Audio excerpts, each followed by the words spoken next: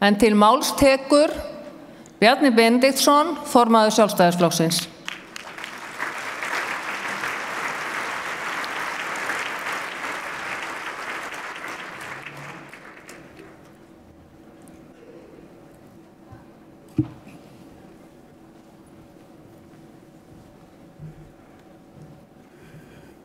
Góðir landsfundarfulltrúar og fundarstjóri, ég flutti mína framboðsræðu í raun og veru hér í gær.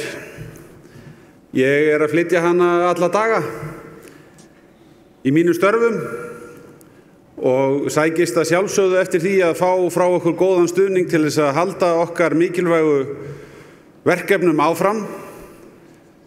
Ég get tekið undir með þeim eins og þeim sem hafa talað eins og varaformaður okkar gerði hér fyrir í dag að á margan hátt finnst mér að við höfum komist lengra náð meiri árangri á skemmri tíma en maður hafði væntingar fyrir síðustu kosningar, en það hins vegar alveg nóg eftir.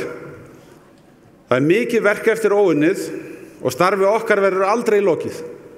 Við höfum verið að ræða það hér á þessum fundi hversu mikilvægt það að ná betur eyrum kjósenda hér í höfuðborginni, á höfuðborgarsvæðinu og en auðvitað á þetta líka við allt land.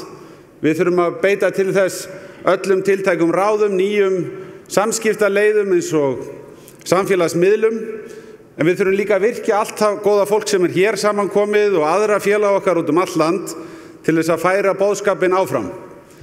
Ég fagna því hversu mikil bjartsýni og mikil baráttuhugur hefur verið hér á þessum fundi. Það frábært að fá svona skemmtilegt innlegg eins og við fengum núna frá ungu kynslóðinni.